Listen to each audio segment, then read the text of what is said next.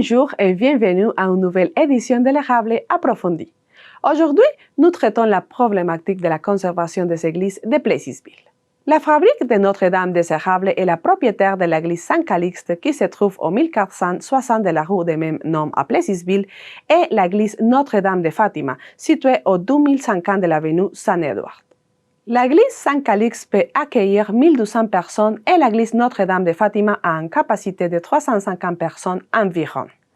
En raison des hauts coûts d'entretien et de la baisse du nombre de catholiques pratiquants, les propriétaires des deux églises de Plessisville ont décidé de déménager le bureau de presbytère à côté de l'église Saint-Calixte, vers l'église Notre-Dame de Fatima. Le but final serait de vendre l'église Saint-Calixte dans le futur. Cela va contre les intérêts de la ville de Plessisville qui voudrait conserver l'église Saint-Calixte comme patrimoine religieux et vendre l'église Notre-Dame de Fatima pour construire des maisons à prix abordable.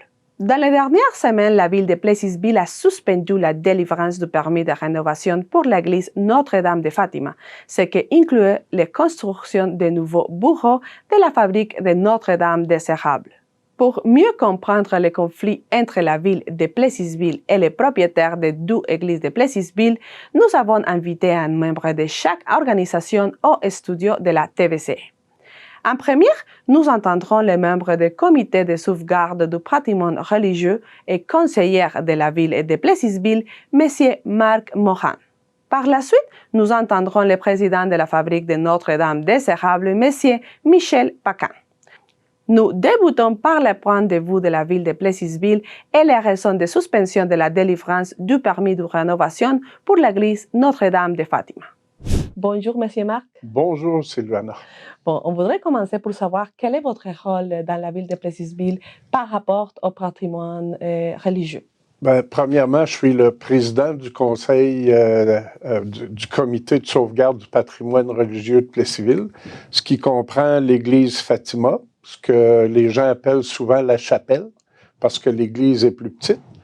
Il y a l'église Saint-Calixte et il y a le presbytère. Fait que ça, c'est mon rôle dans ce dossier-là. Je suis aussi conseiller municipal à la ville de Plessisville. Et pourquoi est-ce que la ville de Plessisville a décidé de suspendre la délivrance du permis de rénovation pour l'église Notre-Dame de Fatima? Okay, c'est une très bonne question. Vous savez, la fabrique voulait et veut toujours déménager les bureaux qui se situent au presbytère dans l'église Fatima. Puisque la ville et la paroisse de Plessisville veulent, c'est que Fatima soit vendue pour faire place à des logements. Okay? Des logements qui, autant que possible, vont être à moindre coût. Vous savez qu'on a une pénurie grave de logements à Plessisville. C'est le souhait de Plessisville, c'est le souhait de la population. L'église Fatima, c'est une église qui a besoin d'énormément d'amour, c'est-à-dire qui a besoin de beaucoup de réparation. Puis l'église Fatima n'est pas patrimoniale. N'étant pas patrimoniale, il n'y a pas de possibilité de subvention pour faire des travaux. Puis l'église Saint-Calixte, quant à elle, elle est patrimoniale et dans un cas de requalification, c'est-à-dire qu'on peut donner d'autres vocations à l'église, on peut avoir des subventions pouvant aller jusqu'à 5 millions de dollars. Ce que les gens de Plessisville veulent, c'est que l'église Saint-Calixte, on puisse continuer d'y donner le lieu de culte, puis est tellement grande qu'on pourrait donner d'autres vocations à d'autres espaces dans l'Église. Quand la fabrique a fait des demandes de permis pour faire des rénovations, pour déménager les bureaux, le coût estimé était autour de 30 000 $ selon la fabrique. Puis à mon avis, puis à l'avis d'un entrepreneur en construction avec qui j'ai visité, les coûts vont être de beaucoup supérieur à 30 000 pour déménager les bureaux. Il y a plein de travaux à faire. Puis, entre autres, il y avait l'aménagement d'une voûte. Puis, cette voûte-là nécessitait à elle seule beaucoup d'investissement. La fabrique croyait qu'en octroyant un contrat de 30 000 $, il ne devait pas demander la permission au diocèse, parce que nous, on appartient au diocèse de Québec. avec l'archevêque Gérald Cyprien Lacroix. Princeville, quant à elle, fait partie du diocèse de Nicolet. Fait que, mais ce que le diocèse est intervenu dans une assemblée spéciale pour dire aux marguilliers puis au président de la fabrique qu'en toute occasion, quand il faisait des transformations à une église, ça prenait absolument l'autorisation du diocèse. Fait que nous, on a cru que la fabrique allait demander d'arrêter l'analyse du permis. Puis ce qu'on nous a dit, c'est que il allait continuer, puis qu'il allait probablement entreprendre des travaux au mois de janvier. Le vicaire général a pris la peine de se déplacer avec l'avocate du diocèse pour venir expliquer qu'il ne pouvait pas faire ça. Il fallait absolument que ça passe par un comité spécial au diocèse.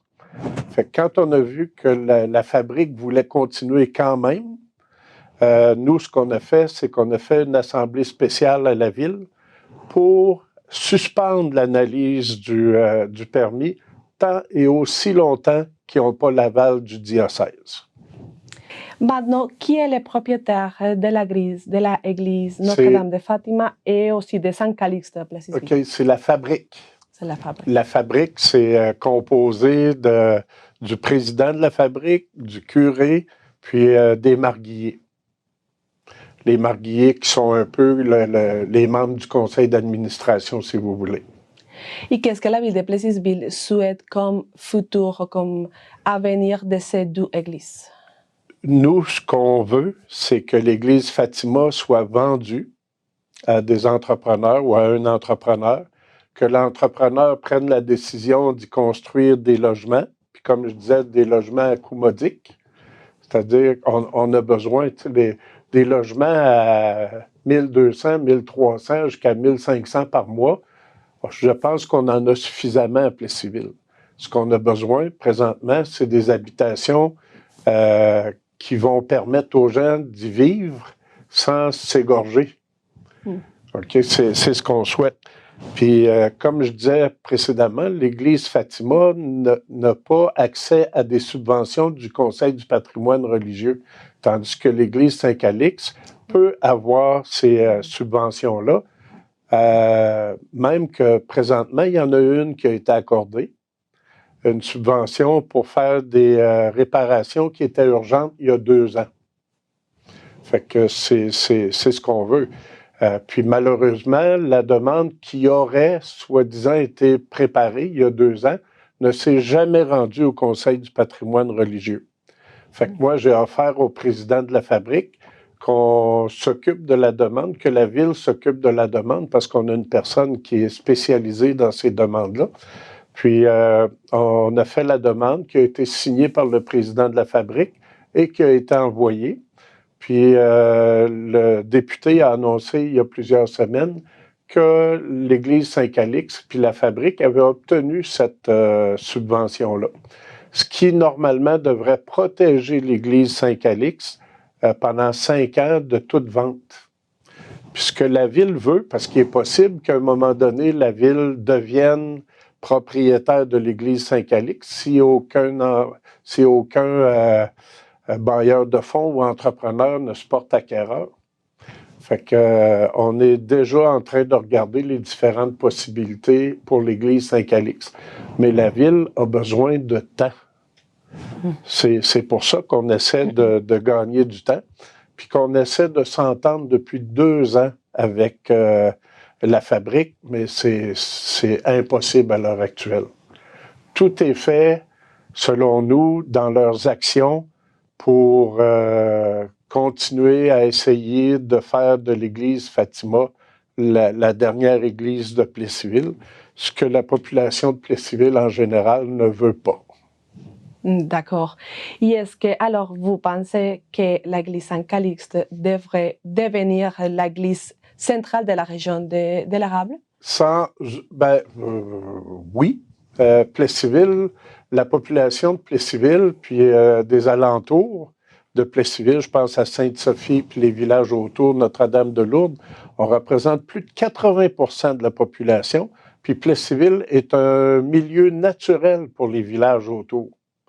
Fait que les gens viennent magasiner à Plessisville, viennent faire leur épicerie à Plessisville, viennent voir leur médecin à Plessisville. En tout cas, ça se passe à Plessisville. Plessisville est la ville centre. L'église Saint-Calix n'est pas le point central de la MRC. Ça je le concède. Mais si on dit que 80% de la population des environs vient à Plessisville, je ne suis pas sûr que 80% de la population va aller, parce qu'on sous-entend toujours que c'est Laurierville qui est l'église centrale. Mais je ne suis pas sûr que les gens de Plessisville, des environs, vont continuer de donner à la CVA si l'église est à Laurierville, parce qu'on sait que la population est vieillissante, ceux qui pratiquent. Il y a de moins en moins de jeunes dans nos églises, puis de moins en moins de personnes âgées, parce qu'ils disparaissent tranquillement, les personnes âgées, qui est un phénomène naturel. Un jour, je ne serai plus là. Mais bon, et dans quelles circonstances l'église Saint-Calixte est un bâtiment patrimonial pour le ministère de la Culture et des Communications du Québec? Ah oui, la Ville a demandé à ce que l'église Saint-Calixte soit citée comme bâtiment patrimonial, ce qui la protège de toute démolition. Pour être démolie, il faut que le ministère autorise sa démolition, ce qui m'étonnerait énormément. Il y a plein de projets possibles. Là, je lance des idées comme ça. On dit qu'un jour, l'église Saint-Calixte pourrait être, comme dans d'autres municipalités, devenir la bibliothèque municipale. C'est tellement grand qu'on pourrait y louer des espaces à bureaux. C'est tellement grand qu'on pourrait avoir un restaurant ou encore un pub. On pourrait avoir un lieu de culture, des spectacles. Pourquoi pas les fermières un jour avoir leurs locaux dans cette église-là. Ça a un potentiel énorme. Puis l'avantage, c'est qu'il y a des possibilités de subvention, puis je répète, pouvant aller jusqu'à 5 millions de dollars pour la requalifier, cette église-là. D'accord. Et quel a été le résultat des consultations publiques sur l'avenir de ces deux églises? Bien, lors de nos consultations publiques, on en a fait une en présentiel dans l'église, puis on a fait une aussi dans l'église, c'était avec le partenariat avec l'agence Well, qui est une agence de communication. Puis il avait fait, eux autres, déjà beaucoup de consultations publiques en ce qui concerne des églises. Fait qu'on a eu celle-là, puis on a fait aussi une consultation web. On est arrivé au même résultat dans les deux consultations, c'est que la majorité de la population souhaite garder l'église Saint-Calixte comme bâtiment patrimonial. Qu'on lui donne d'autres vocations, ça, les gens sont d'accord. On a eu des propositions d'en faire un hôtel, on a eu des propositions d'en faire la bibliothèque municipale. En tout cas, on a eu plein de propositions comme ça. On a même eu une originale pour le presbytère, faire une auberge pour les motoneiges, les VTT puis les cyclistes. J'ai trouvé ça très original et très intéressant.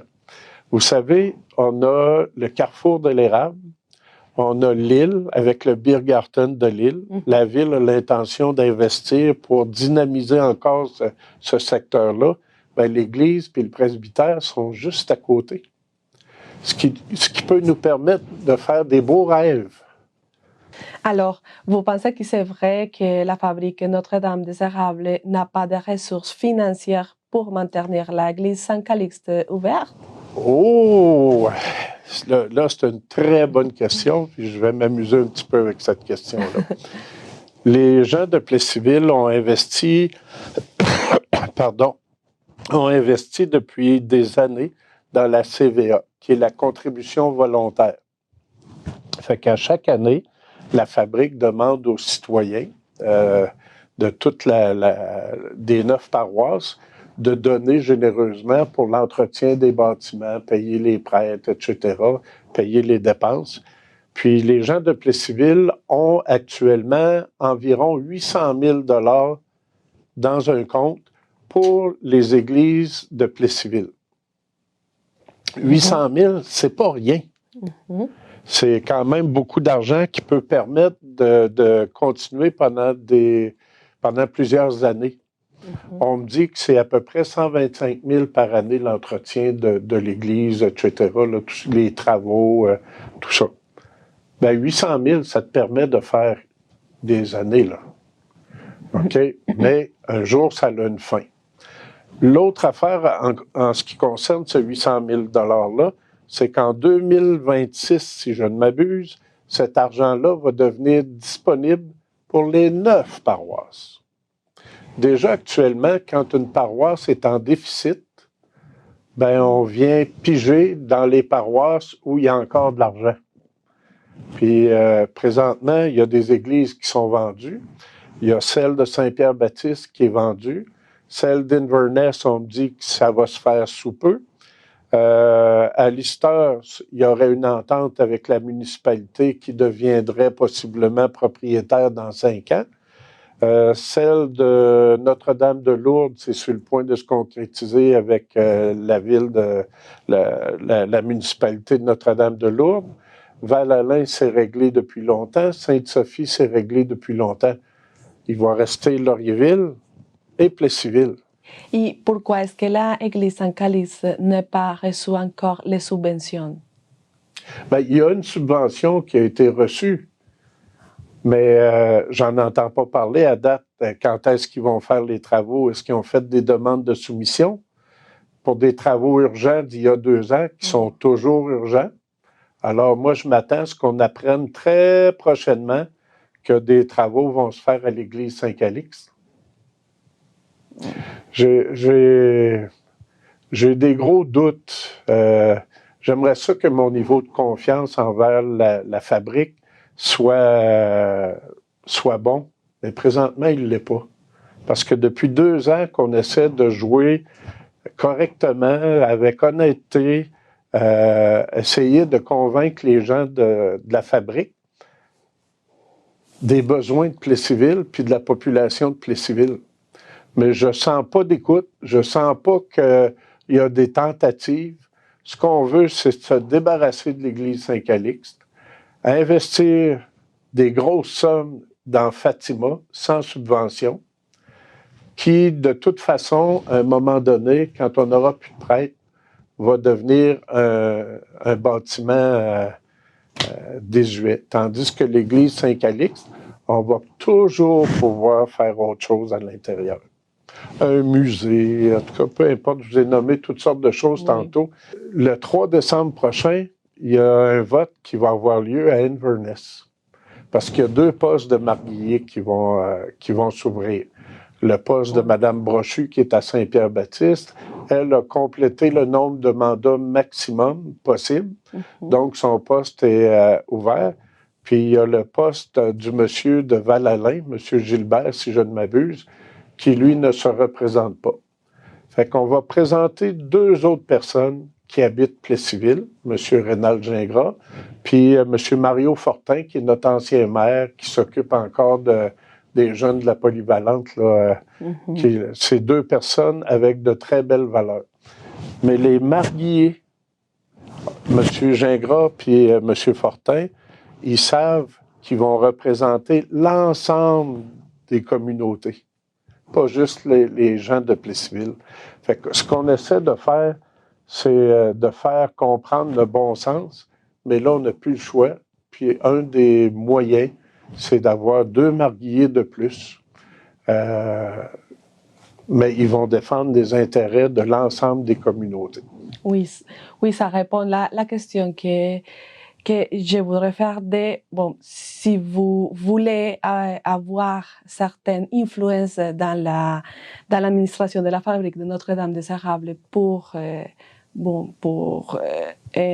prendre des décisions sur l'avenir de ces 2 églises. C'est le moyen, parce que là, présentement, les 2 maires, le comité de sauvegarde, la population de Plessisville n'a pas d'écoute. Ce qu'on souhaite, c'est répondre aux besoins de la population. Puis le seul moyen qu'on trouve maintenant, après 2 ans d'efforts d'essayer de s'entendre, c'est d'y aller avec 2 nouveaux marguilliers qui, eux autres, vont probablement, en tout cas, on espère, être capables de faire changer les choses. Parce que je n'arrive pas à comprendre la logique de leurs décisions. C'est pas juste une question d'argent. C'est une question de besoin. C'est une question aussi de possibilité. Notre-Dame de Fatima, il n'y a aucune possibilité là. C'est clair, clair, clair. Tandis qu'à Saint-Calix, il y a un monde de possibilités. Fait que, comme je vous disais, c'est possible qu'un jour, la ville soit dans l'obligation de devenir le propriétaire de l'église Saint-Calix, puis peut-être des autres bâtiments. Mais jamais on va payer des millions pour une église. Une église, souvent, ça se vend pour $1.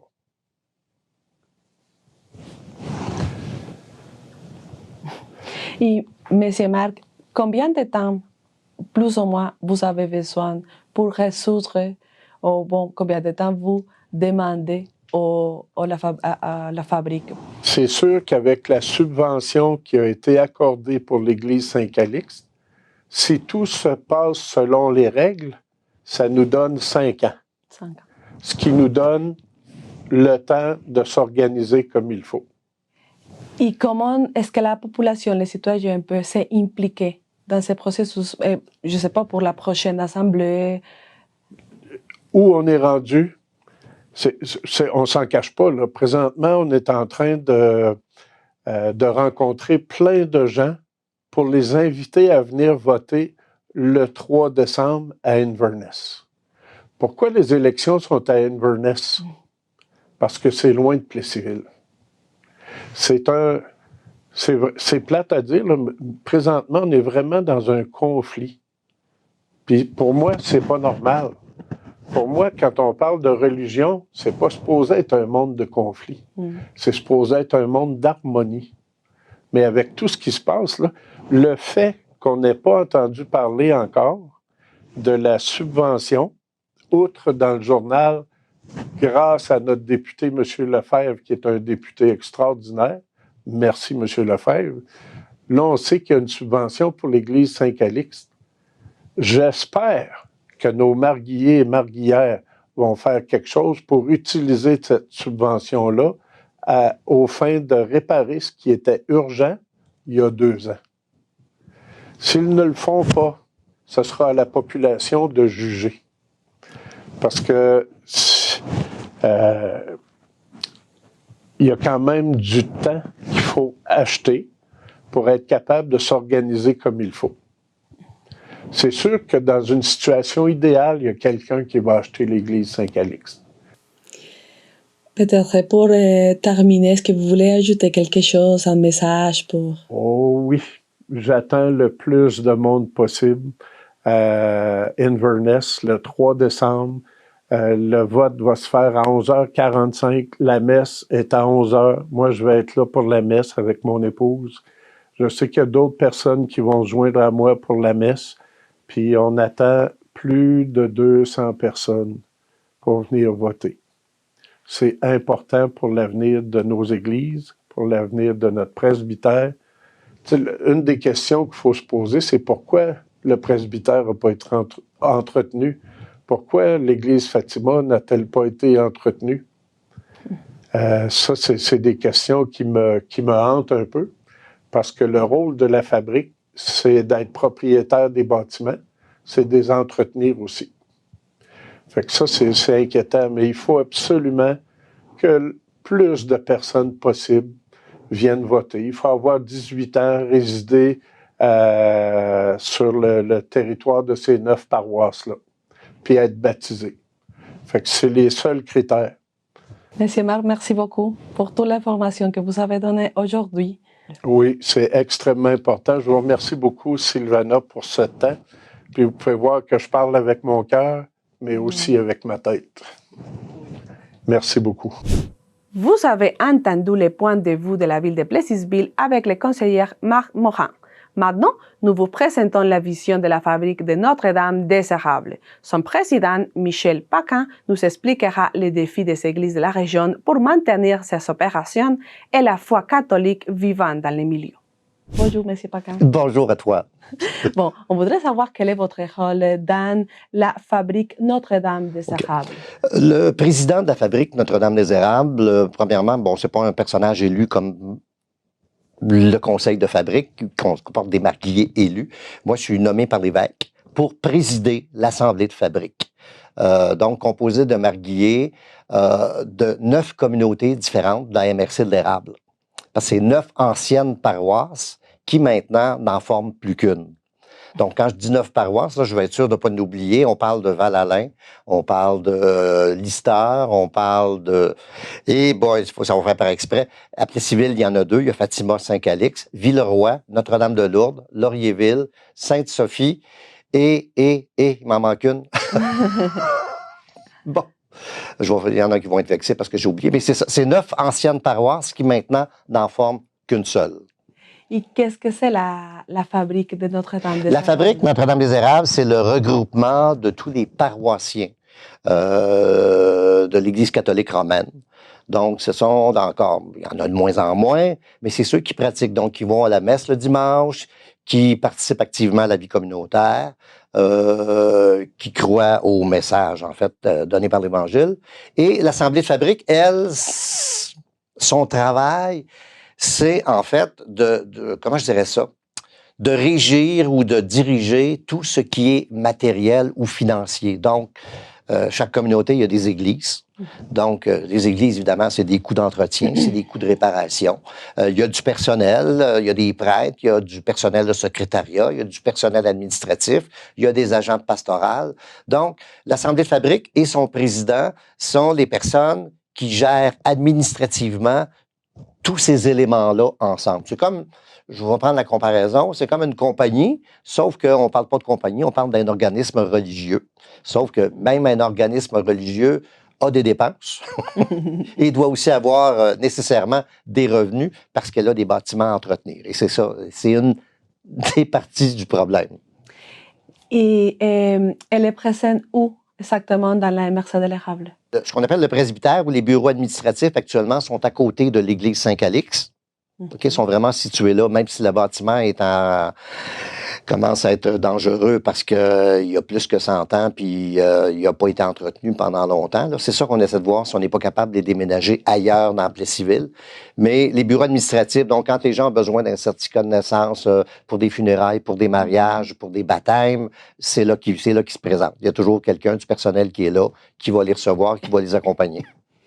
Et quelle est la situation financière actuelle de la fabrique de Notre-Dame des Érables? La situation actuelle de la fabrique. Écoute, c'est comme à peu près toutes les fabriques à travers le Québec. C'est comme, je vais le dire comme ça, c'est l'Église tout entière qui est comme en situation financière extrêmement difficile. La pratique religieuse, elle a baissé.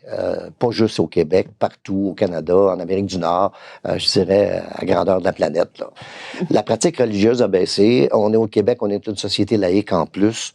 Alors, on se ramasse avec, dans à peu près toutes les municipalités du Québec, avec des bâtiments, des églises qui ont été construites, il y en a, il y a 300 ans, il y a 200 ans, il y a 100 ans, il y a 50 ans. Des bâtiments immenses qui, à l'époque, répondaient aux besoins. Tu sais, tu allais à la messe le dimanche, je m'excuse, il y avait 5, 6, 700, 800 personnes dans l'église. C'était le fun. Sauf qu'aujourd'hui, c'est plus ça. La réalité nous rattrape. Dans les petites municipalités, messe le dimanche, quand il y a 30 personnes, c'est beau. À Plessisville, qui est la plus grosse communauté, l'église Saint-Calix, qui peut accueillir jusqu'à 1200 personnes, quand ils sont 150, c'est beau. Donc, on a un problème avec les bâtiments, puis c'est ce qu'on a commencé à travailler depuis 3 ans. On a déposé ce qu'on appelle un plan directeur immobilier, où on s'est dit, bon, il faut faire des choix. Qu'est-ce qu'on privilégie? Les services ou les bâtiments? Les services, c'est-à-dire, c'est les services communautaires, les services aux gens. Les prêtres, tu as besoin d'un prêtre, tu as besoin de quelqu'un pour t'accompagner. Alors, le choix qu'on a fait, c'était de privilégier les services.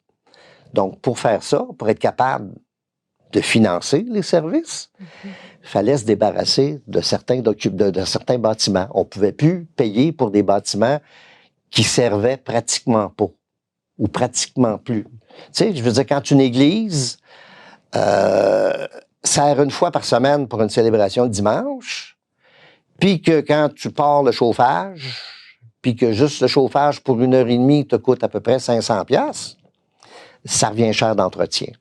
Ça, c'est notre réalité, qu'on le veuille ou pas.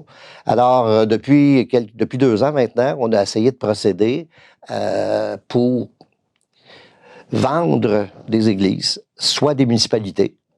Puis quand on regarde ça, c'est sûr que les grosses églises coûtent très cher. Je regarde ça, bon, l'église, parce que ça, c'est le dossier, c'est le problème majeur actuellement. Saint-Calixte, à Plessisville. L'église Saint-Calixte, bon an, mal an, elle coûte à entretenir 120 000 $ par année. 120 000. L'autre église, qui est Notre-Dame de Fatima, coûte à peu près autour de 35 à 40 000 par année. Fait que nous autres, on a pris comme choix de dire, ben, on va garder Fatima parce qu'elle coûte moins cher et on va essayer de trouver quelqu'un, soit la ville ou une entreprise, qui va vouloir conserver Saint-Calixte parce que c'est un bâtiment important pour en faire quelque chose d'autre. On en est là. Mais si l'église de Saint-Calixte a des droits de demander des subventions du gouvernement et la Notre-Dame de Fatima, non. Pourquoi est-ce que vous vouliez que ce soit la Notre-Dame de Fatima qui reste? On pourrait demander une subvention pour l'église de Notre-Dame de Fatima aussi. C'est-à-dire que c'est parce qu'il existe un organisme provincial qui s'appelle le CPRQ, qui est le Conseil du patrimoine religieux du Québec, qui octroie 2 types de subventions. Un premier type de subvention qui est demandé par les assemblées de fabrique pour procéder à des réparations ou des rénovations dans des églises. D'accord? Donc ça, c'est des églises qui financièrement ont les reins assez solides, mais qui sont pas capables de payer, par exemple, le coût des réparations, parce que des fois, dans des églises, je donne juste un exemple, Saint-Calixte, actuellement, d'après le carnet de santé, il y aurait comme pour 2 millions de dollars de rénovation à faire à l'intérieur de l'église pour la rendre conforme. 2 millions. Alors, il y a ce type de subvention-là. On l'a demandé, exemple, on en a eu une il y a 5 ans pour Saint-Calixte. Effectivement, on a procédé à certaines rénovations. La dernière qu'on a eue, c'était pour l'église de Laurierville. On a procédé, les travaux sont terminés au printemps dernier. Et c'est que quand tu fais ça, après, aussitôt que tu as eu cette subvention-là, il y a une mesure du gouvernement qui dit que tu ne peux pas vendre ton église pendant 5 ans. Ça, c'est une règle. Donc, demander une subvention pour une église dont on essaie de se départir, c'est pas de bonne idée. Par ailleurs, il y a un deuxième type de subvention qui vient du CPRQ qui s'appelle des subventions pour des requalifications. Ça peut pas être les fabriques qui demandent ça. Ça peut être une ville qui demande ça. D'ailleurs, la ville de Plessisville a fait une demande il y a 1 an. À même le budget de requalification pour faire une étude de ce qu'ils pouvaient faire de l'église Saint-Calixte. Ça ne couvrait pas le montant total de la subvention. La fabrique a payé la différence et ils ont fait cette espèce d'étude de consultation publique. Sauf que c'était pour une requalification. Donc, il existe aussi des subventions que des municipalités peuvent demander pour convertir des églises en autre chose qu'un lieu de culte. D'accord. Alors, pourquoi est-ce que vous avez fait une demande de rénovation pour l'église Notre-Dame de Fatima? Non, on n'a pas fait de demande de subvention pour Notre-Dame de Fatima parce que le simple fait de déménager, de vouloir déménager les bureaux administratifs de façon temporaire, ça ne représenterait pas une dépense énorme. Là, on disait autour de 30 à 40 000. Tu vas faire une demande de subvention quand tu es autour de, on m'excuse, là, de 200 jusqu'à 1 million, 1,5 million. Là, tu vas faire une demande de subvention parce qu'il n'y a pas une fabrique qui a les reins assez solides pour assumer ça. Mais un 40 000, c'est comme juste Saint-Calixte nous coûte à peu près 60 000 par année en réparation et en rénovation urgente qu'il faut faire. On a déjà comme des budgets pour ça. Mais vous avez demandé un permis de rénovation. Oui, un permis de rénovation. Pourquoi? Le principe, c'est que le problème qu'on a actuellement, le dossier, il traîne depuis 4 ans. Moi, ça fait 4 ans que je suis à la fabrique et je sais que c'est un dossier prioritaire dans le temps. Le presbytère actuel, le bâtiment actuel, il est en décrépitude. OK? La galerie, elle est dangereuse, à ce point dangereuse que la compagnie d'assurance ne veut même plus nous assurer pour la galerie. Quelqu'un se blesse sur la galerie, c'est la fabrique qui est directement responsable. Le plafond coule, les toilettes passent à travers du plancher. Le bâtiment, il est désuet. Là. Tu regardes les fenêtres, tu regardes l'extérieur, de toute façon. Ça a manqué d'amour pendant longtemps, puis là, ça commence à paraître. Il y a des problèmes de chauffage. Des employés rentrent le matin des fois, surtout le lundi matin. La fournaise, pour une raison ou pour une autre, elle a arrêté toute la fin de semaine. Fait qu'il rentre le matin, il fait 50 dans le bâtiment. Avant de réchauffer ça, ça prend un temps fou. Puis le système qui est là fait que tu n'es pas capable de réchauffer juste une partie. Tu sais, les bureaux, c'est juste une partie du premier étage. Donc, si on pouvait juste chauffer ça, déjà, ça serait une économie. Mais non, il y a un thermostat qui chauffe la bâtisse au complet. Puis je ne sais pas si tu le sais, mais il y en a des chambres au deuxième étage. Là. Fait que donc, on paye pour un bâtiment, le chauffage d'un bâtiment qui est utilisé à peu près à 30 %. Mais il faut payer 100 % du chauffage. Puis les bureaux ne sont pas vraiment conçus de façon pratique pour le personnel qu'on a. Et l'autre problème important auquel on fait face, c'est la fameuse voûte. Tu sais, les églises ont toutes des voûtes anti-feu parce qu'ils gardent les archives, les registres de baptême, confirmation, décès et tout ça. Ça, c'est chaque paroisse qui a ça. Puis l'Église n'a pas le choix. C'est une obligation légale. Elle doit conserver ces documents-là. Sauf que quand on avait le presbytère actuel, puis que c'était juste pour Saint-Calix, ça allait bien. C'était les registres de Saint-Calix, puis les livres de Saint-Calix. Sauf que là, c'est les livres et les registres de 9 communautés. C'est énorme. Donc, on n'a même pas assez de place dans la voûte. On a un semblant de voûte au sous-sol, mais qui n'est pas sécuritaire. Si jamais ça passe au feu, on perd ces documents-là. Donc, une grande partie des travaux à Fatima, c'est de s'aménager une voûte qui va permettre l'obligation légale qu'on a de conserver des registres et des documents des 9 communautés. Et on s'entend, c'est des documents accumulés, dans certains cas, depuis plus de 100 ans. Fait que ça en fait du papier. Et pour la rénovation, vous avez demandé la permission du diocèse du Québec? Ben, c'est parce que ça prend pour faire des travaux dans n'importe quelle municipalité, ça prend un permis de la municipalité. Alors, on fait une demande de permis à la municipalité. Qui, exceptionnellement, est intervenu et a décidé de refuser l'émission du permis. Okay. Ça, c'est... Moi, je disais à un moment donné, c'est la première fois que je vois une ville se mêler d'affaires religieuses. Je dis, voyons donc. Je sais que la ville n'est pas d'accord, parce que la ville, elle, ce qu'elle souhaite, c'est conserver Saint-Calix. On s'entend, là? Moi, j'ai eu plusieurs rencontres avec le maire de M. Fortier, le maire de Plessisville. On a essayé d'échanger. C'est pas toujours facile. Je comprends. Le maire, quand il me dit à un moment donné, il dit, écoutez, M. Paquin, il dit, comme maire, il dit, moi, je suis là, il dit, pour protéger les intérêts des citoyens de Plessisville. J'ai dit, bingo, vous avez entièrement raison. Je ne peux pas contester ça. Je suis d'accord avec vous. Sauf que moi, comme président de l'Assemblée de fabrique, je suis là pour défendre les intérêts des paroissiens des 9 communautés. Pas juste Plessisville, mais les 8 autres. Ils ont beau être plus petites, sont aussi importantes. Donc, ce que je défends, c'est les intérêts de ces 8 ou de ces 9 communautés-là. Ça, c'est une partie du problème à un moment donné. À Plessisville, ils veulent garder Saint-Calix. On veut bien. Sauf que la seule chose, c'est que dans un dossier semblable, la fabrique ne peut pas être propriétaire, ne peut plus être propriétaire du bâtiment.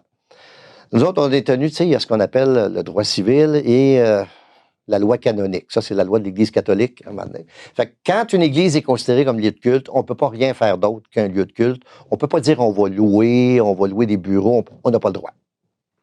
Il faut que ce soit une ville ou un promoteur qui l'achète. Il en fait ce qu'il veut. Et là, à ce moment-là, on peut garder une partie de l'église comme lieu de culte et on peut déménager les bureaux administratifs là. On paye un montant de location à tous les mois, tant qu'à payer à quelque part à un moment donné. Et ça, on a toujours été disponible pour le faire.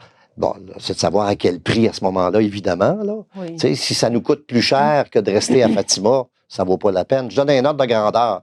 Juste un exemple à un moment donné. Ça coûte, mettons, 40 000 déménager les bureaux à Fatima. On est là, c'est 40 000 par année. On n'a plus Saint-Calix à payer. On n'a plus le presbytère à payer. Donc, on fait une économie d'à peu près 130, 140 000 par année, ce qui est intéressant en tant que tel. Et là, ils nous arrivent avec des bureaux ultra neufs, modernes, équipés, plus un lieu de culte de 200 places à Saint-Calix. Puis ils nous disent, ben, ça vous coûterait autour de 40 000 par année. Bon, à 40 000 par année, moi, te dire, on va à Fatima puis on s'en va là.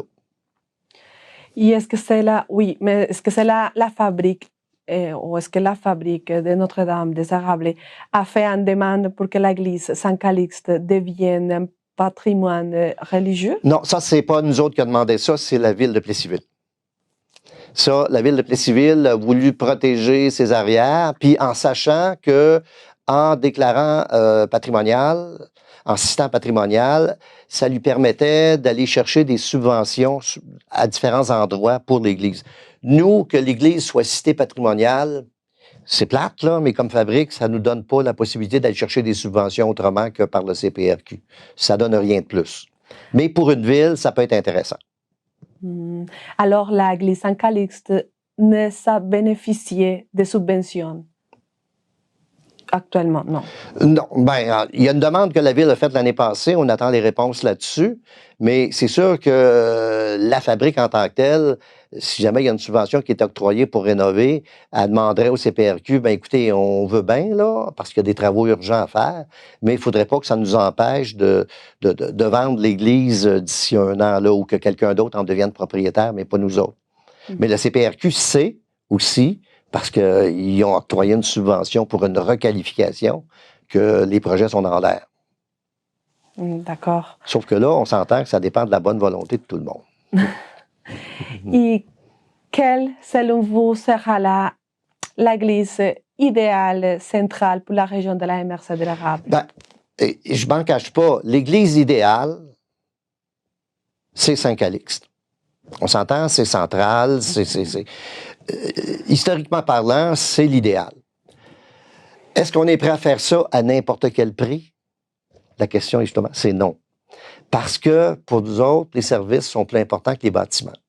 Mais si on arrive à trouver une solution qui nous dise, ou une opportunité, qui fasse que, bon, que ce soit la ville ou quelqu'un d'autre qui prenne Saint-Calix, qui la transforme en bureau, et qui nous dise, bon, écoutez, on est prêt à garder une partie permanente en lieu de culte, 200 places, puis on vous loue des bureaux, tout, selon les besoins dont vous avez, donc la fameuse voûte en question, parce que c'est primordial, puis qu'on arrive à un coût qui ressemble à celui que nous coûte Fatima, ben moi, je te le dis, on va vendre Fatima, puis on va s'en aller là.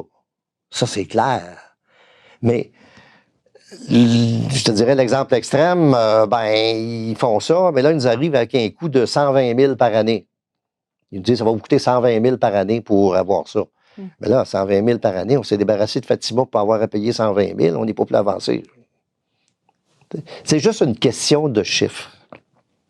Fait que oui, l'emplacement idéal, je m'en cache pas, c'est Saint-Calix. Fatima, c'est l'église qui est vue par les autres communautés, parce que le problème qu'il y a aussi dans les autres communautés, c'est que les autres communautés, c'est toutes des petites églises. Sauf Laurierville, OK? C'est toutes des petites églises. Donc, ils sont habitués à des petites églises. Et je sais que la majorité des gens des municipalités, quand ils vont à Saint-Calix, ils détestent ça. Ils n'aiment pas ça. C'est trop gros. Ils n'entendent rien. C'est trop loin. En tout cas, il y a... Tu sais, c'est des grosses cathédrales d'avant, là. Fait qu'ils préfèrent Fatima, qui est une église beaucoup plus intime, beaucoup plus petite, où ils se sentent à l'aise, parce que ça ressemble plus à ce qu'ils ont chez eux. Tu sais, c'est la situation. Et c'est ça, je dirais, la difficulté de concilier entre ce que certaines personnes de Plessisville, par attachement à leur église, aimeraient avoir, et ce que les gens des autres communautés désiraient avoir. Tu sais, on a beau me dire, il n'y a personne qui a décidé pour Plessisville, vous avez raison. Mais il n'y a personne qui a décidé pour les autres communautés non plus. C'est pas Plessisville qui va venir décider pour les autres communautés. C'est notre fameux dilemme, puis c'est la difficulté dans laquelle on est depuis la fusion de 9 communautés. C'est pas évident. Oui, mais il va y avoir une assemblée générale. Ce qu'on appelle une assemblée de paroissiens, effectivement. Oui, quand est-ce qu'il y a... Elle n'est pas déterminée encore, même s'il y en a qui l'ont annoncé, parce que là, le vicaire général du diocèse nous a dit qu'il voulait être présents lors de l'Assemblée parce qu'on sait qu'à Plessisville, ils ont commencé à analyser des autobus puis payer des lunchs. Ils ont fait la tournée un peu partout pour inviter les gens à se présenter. Le problème est que Plessisville veut, je vais le dire comme ça, veut prendre le contrôle de l'Assemblée de fabrique. Okay? Parce que c'est des gens élus, bon, ils veulent prendre le contrôle pour pouvoir décider eux-mêmes pour Plessisville et pour décider pour l'ensemble de la communauté. Fait que le vicaire général a été saisi de ça.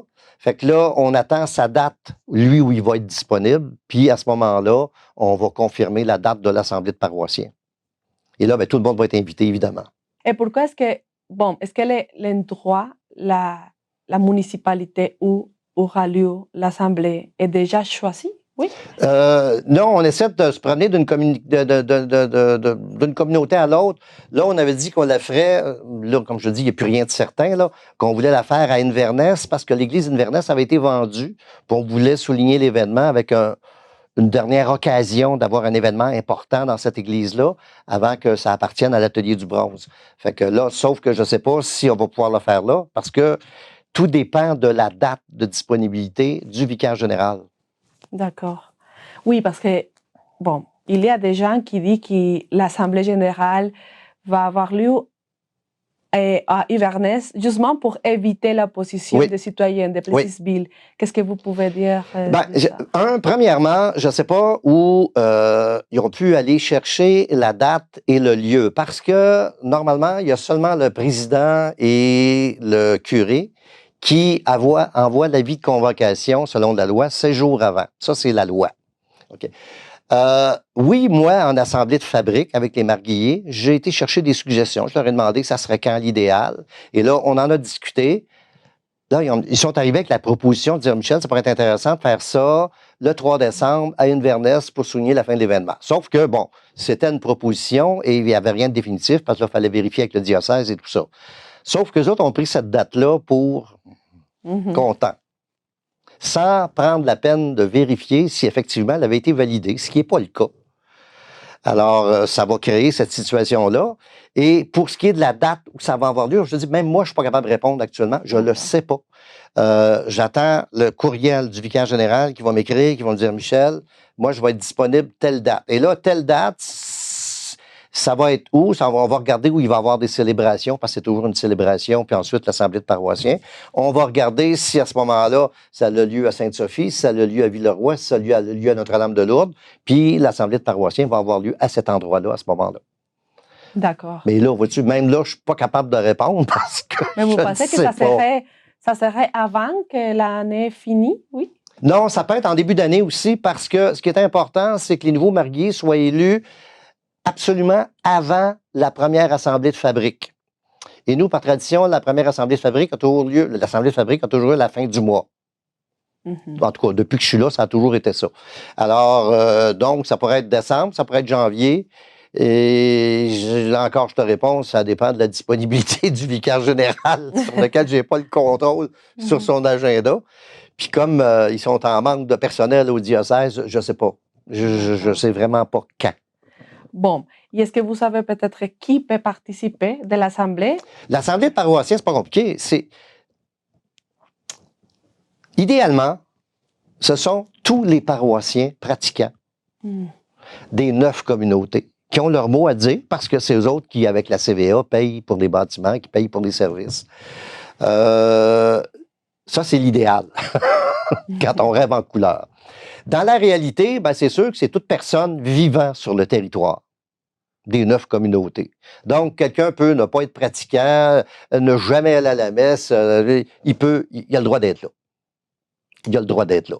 Donc, s'il y a des gens, une majorité de gens qui ne sont pas pratiquants, mais qui veulent absolument conserver l'Église Saint-Calix, ben, c'est sûr qu'ils peuvent toujours se présenter puis ils peuvent toujours voter. C'est clair. La loi est faite comme ça. On ne peut pas contourner la loi, là. Il y en a qui vont dire, oui, mais c'est important d'aller à l'église pour une messe. Je connais bien les endroits, à un moment donné, ils ont vendu leur église, puis les messes sont célébrées dans des gymnases d'école. Il faut penser à faire autrement aussi. Merci beaucoup. Merci. Vous avez entendu le président de la fabrique de Notre-Dame des Érables, Michel Pacan, nous annoncer que l'Assemblée des paroissiens, qui devrait avoir lieu le 3 décembre 2023 à 11h45 à l'église de Inverness, a été annulée en attente de plus d'informations de la part du diocèse de Québec. Maintenant, nous vous présentons une mise à jour des informations relatives aux affaires de la fabrique de Notre-Dame des Érables et le futur de l'église Saint-Calixte. On est dans le presbytère de Plessisville avec M. Michel Pacan pour parler des dernières informations sur l'église Saint-Calixte. Est-ce que avez-vous pris une décision sur l'église Saint-Calixte à Plessisville? Il n'y a pas de décision en tant que telle qui ont été prises à propos de l'église Saint-Calixte. Il y a une décision où on offre à la municipalité d'acheter l'église Saint-Calixte et le presbytère. Ça, il y a une offre qui est envoyée par la poste cette semaine. On offre à la ville de Plessisville, les Plessisville paroisses, d'acheter et l'église et le presbytère pour la somme de 1 $. Ça a été accepté à majorité par l'Assemblée de fabrique. Et quand est-ce que vous devriez recevoir une réponse de la part de Plessisville, de la ville de Plessisville? Ben ça, c'est des travaux qui peuvent être assez longs. Okay? Nous, à la fabrique, il y a une chose qui est décidée. Normalement, on aurait dû fermer l'église de Plessisville le 31 décembre 2023. On aurait dû comme mettre la clé dans la porte, dire mettre une pancarte à vendre parce qu'on veut plus l'entretenir. La ville nous a demandé de lui accorder une année supplémentaire. Ce qu'on a accepté de faire, ce qui fait qu'on a comme échéance le 31 décembre 2024 pour essayer de trouver une solution. Actuellement, c'est sûr que si d'ici 31 décembre 2024, il n'y a pas de solution, ben il va y avoir une pancarte à vendre devant parce qu'en 2025, on ne pourra plus continuer à assumer les frais que représente Saint-Calixte. Il ne faut pas oublier que c'est autour de 120 000 par année que l'église Saint-Calixte coûte à entretenir. On ne parle pas de réparer, là, juste à entretenir. Électricité, chauffage, déneigement, entretien, ça coûte 120 000 par année. Pourquoi est-ce que vous avez pris la décision maintenant? Bon, la décision n'a pas été prise maintenant. Je vais t'avouer honnêtement, c'est une décision qui aurait dû être prise il y a à peu près plus de 10 ans. Sauf que à l'époque, les conseils de fabrique hésitaient, tout comme ils investissaient pas dans des travaux urgents à faire. Aujourd'hui, au moment où on se parle, il y a pour 2 millions de travaux à faire à l'église Saint-Calixte pour la mettre en état.